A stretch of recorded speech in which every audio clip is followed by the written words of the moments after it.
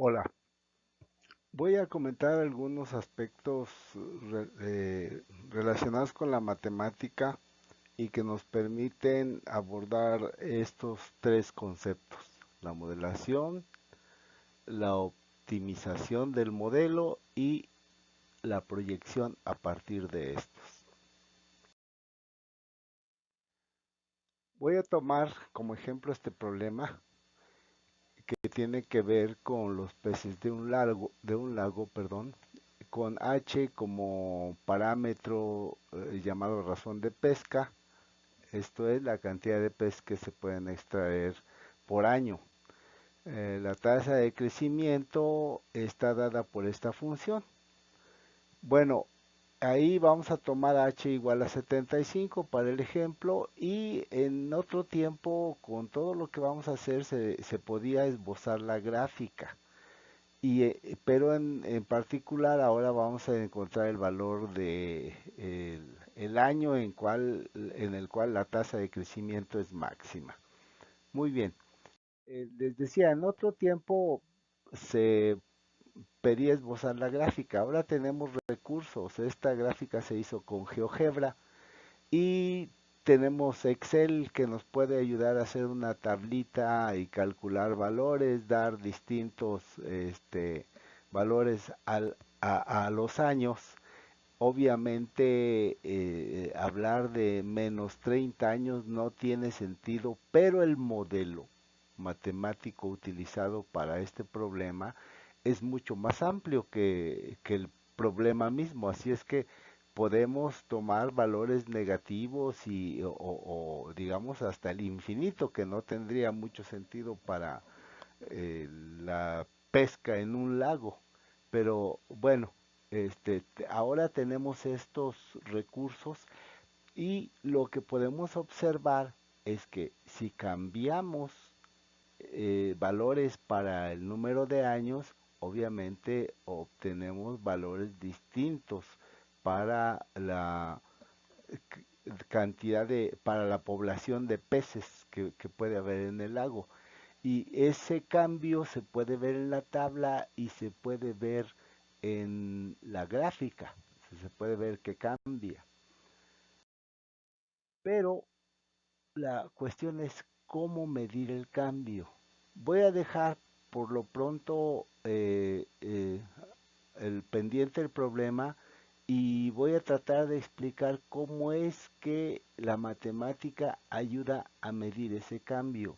Supongamos que esta es una gráfica de un fenómeno cualquiera, y entonces lo que nosotros podemos hacer es decir, a ver, tengo un cierto valor, en este caso para los años.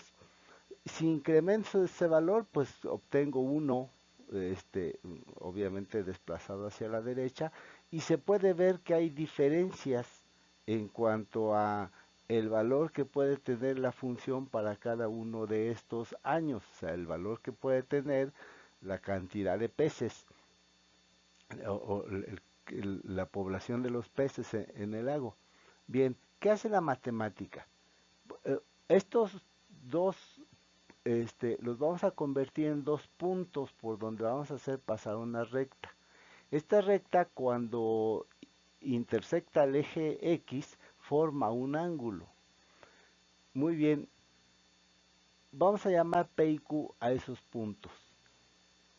Si nosotros quisiéramos conocer la cantidad, el crecimiento de los peces, pues tomaríamos este valor X y lo sustituimos en la función, y así conoceríamos los dos valores de P, perdón, sí, que forman el punto P, es decir, el año y la cantidad de el crecimiento de las especies para ese año. Igual lo podríamos hacer con este otro valor que se obtuvo incrementando nuestro valor inicial y obtener los valores, el par de valores para Q. Muy bien. Si quisiéramos evaluar igual conocer ese par de valores, ahí tendríamos que evaluar. Voy a señalar aquí este incremento que dimos a X para desplazarnos hasta obtener Q. De manera que tenemos entonces una figura geométrica básica, muy utilizada.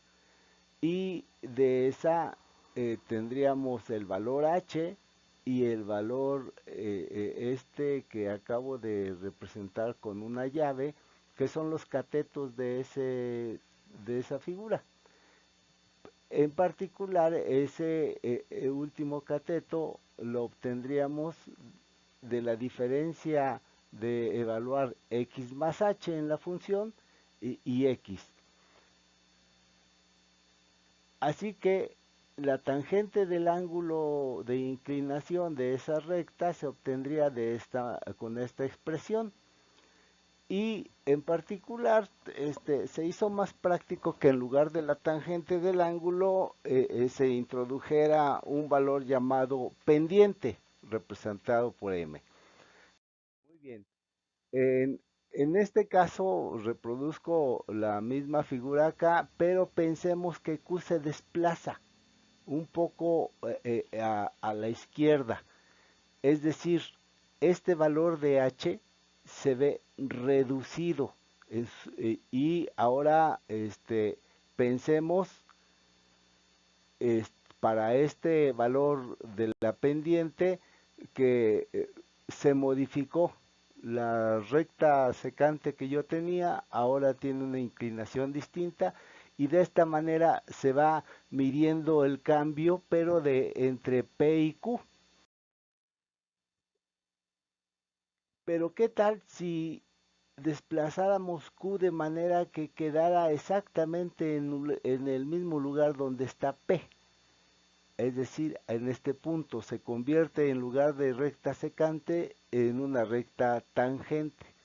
A ese valor es a lo que le llaman derivada de la función. Como aquí el valor de h se convierte en cero, pues para esta recta tangente, entonces el cociente que yo tenía para calcular la pendiente ya no se podría realizar directamente. Matemáticas entonces recurre al concepto de límite, es decir, ya no sustituyo directamente a h con cero, sino me aproximo lo suficiente para conocer un valor que le podría corresponder y a eso le llaman límite. Bueno, introducir el límite para poder resolver esta operación que involucra el cero como valor de el que divide es lo que da origen a la derivada. Y por lo tanto, ahora yo tendría oportunidad de conocer la pendiente de una recta que es tangente en ese punto eh, y por consecuencia el comportamiento en ese punto de la función dado por esa misma pendiente. Es decir, si mi pendiente es positiva, o sea, la derivada es positiva, yo tengo zonas en donde el comportamiento de la función es creciente.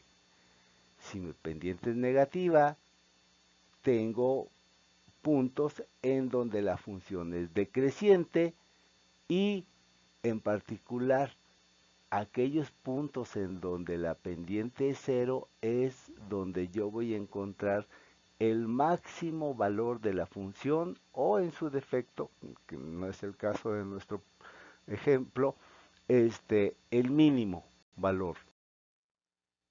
Muy bien, tenemos entonces esta expresión que permite calcular la pendiente de una recta tangente a mi función.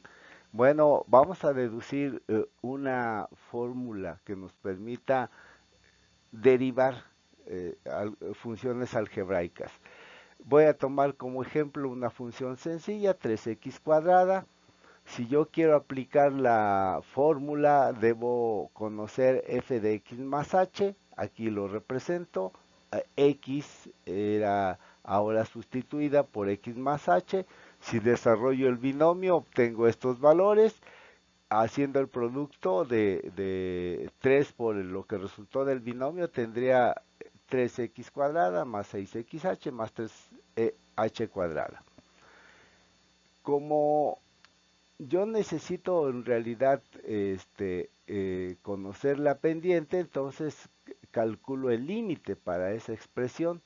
O sea, aplico la formulita y eso implicaría que mi expresión f de x más h habría que restarle la original f de x.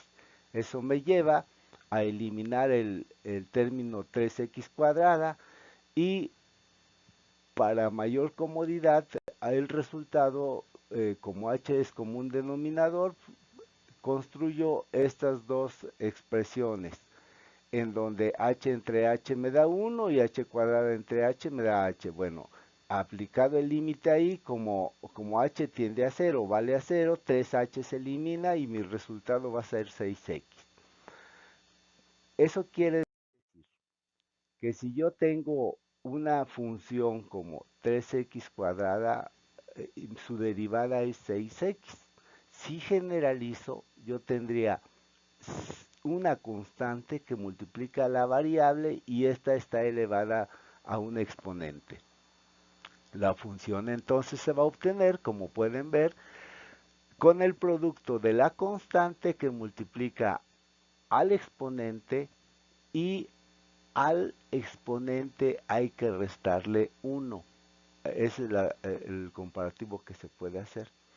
Así entonces yo recupero mi función 2x menos 0.02 por x cuadrado menos 75 y esta sería la forma de calcular su derivada. Lo que decíamos, aquí el exponente es 1, la constante por 1 y al exponente hay que disminuirlo en 1. Es la misma situación del siguiente término y en particular podemos decir que 75 tiene también a la variable, solo que no se escribió porque su exponente es 0.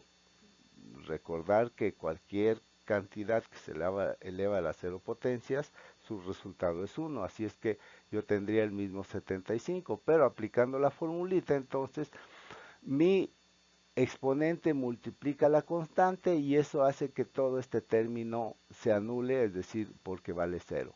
Finalmente, entonces yo tendría solo 2 menos 0.04 por x. Esa es mi derivada. Aplicando la misma formulita, llegaríamos a la segunda derivada, es decir, si esta función llamada derivada yo la derivo, obtengo la segunda derivada y el resultado sería menos 0.04. Muy bien. ¿Y para qué sirven? Pues resulta, ya habíamos comentado, que la derivada se calcula con esta expresión.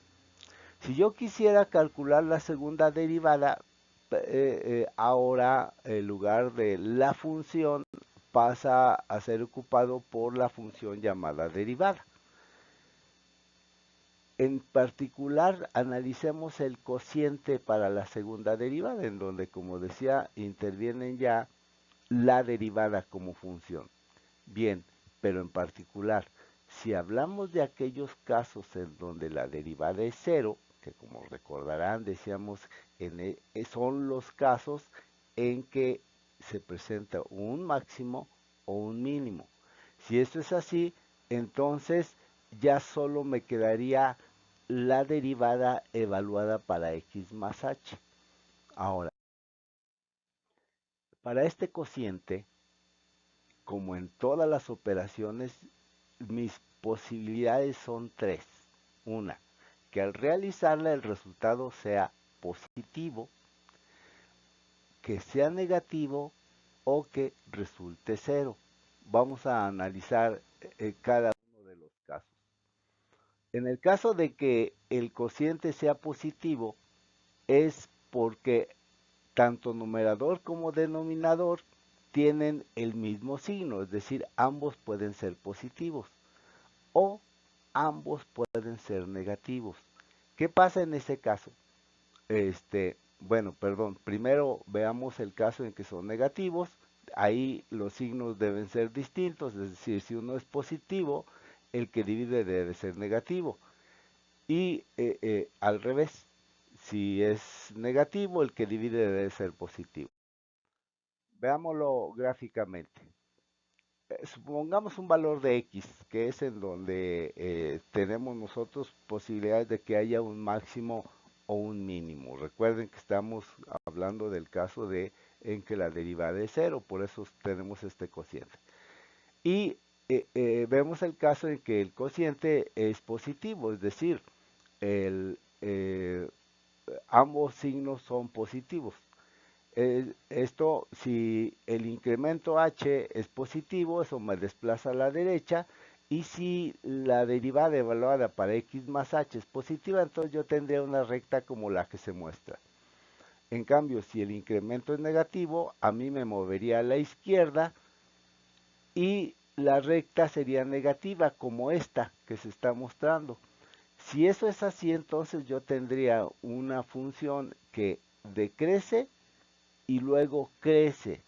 En ese caso, entonces estaríamos en, tengo una función que la derivada para un cierto valor de x es cero y la segunda derivada es positiva. Como pueden ver, en ese caso, entonces lo que tenemos para ese valor de x es un valor mínimo. Bueno, veamos el caso en que el cociente es negativo. Eso porque tenemos signos distintos. Y en el caso en que la derivada evaluada para x más h sea positiva, pero el incremento es negativo, es decir, nos situamos a un valor a la izquierda de ese en donde tenemos un posible máximo o mínimo, y entonces si la derivada es positiva tendríamos una recta como la que se muestra. El caso contrario es en que el incremento es positivo, eso me sitúa a la derecha y la derivada sería negativa. En ese caso yo tendría una función que crece y después decrece. Entonces, si en ese punto, en ese valor de x, la derivada es cero y la segunda derivada es negativa, lo que yo tengo es un máximo. Digamos que con el criterio de la segunda derivada habrá que pensar como a la inversa. Si obtengo la segunda derivada negativa, entonces lo que tengo es un máximo. Si la segunda derivada es positiva, entonces lo que tengo es un mínimo. Bueno, pero falta el tercer resultado, el caso en que la segunda derivada es cero, es decir, tengo un valor en donde la derivada es cero y la segunda derivada también es cero. Recupero entonces el cociente completo y veamos, para que yo tenga como resultado cero, esto solo es posible si los términos que intervienen en la diferencia en el numerador son iguales. Solo así obtendría cero. ¿Y qué sucede entonces? Yo tendría para un cierto valor de la derivada positivo, el otro también es positivo. Y entonces yo tendría una función como esta. Es decir, crece, hace una pequeña flexión y sigue creciendo. En este punto lo que tenemos es un punto de inflexión, se le llama. Es decir, el comportamiento de la función no cambia, pero hace por alguna razón un pequeño giro y sigue su mismo comportamiento. Algo parecido sería, o sea, decrece y sigue decreciendo. O sea, tendríamos una función como esta. Esos pequeñas flexiones que solo, o más bien no modifican el comportamiento, son llamados puntos de inflexión. Bien, entonces tenemos una función, podemos mostrar su comportamiento, pero ahora podemos medir ese comportamiento. En el caso de nuestra función, la derivada sería, como ya se dijo, 2 menos 0.04 por x. Bien, pudiera ir directamente yo buscar cuál es el valor que hace que la derivada sea 0. Y en este caso, como pueden ver, es 50. Aquí para 50 es donde nosotros en la segunda derivada tendríamos un valor negativo y por lo tanto lo que obtenemos en 50, o sea, para el número de a los 50 días, lo que nosotros tenemos es el máximo valor de la reproducción de los peces.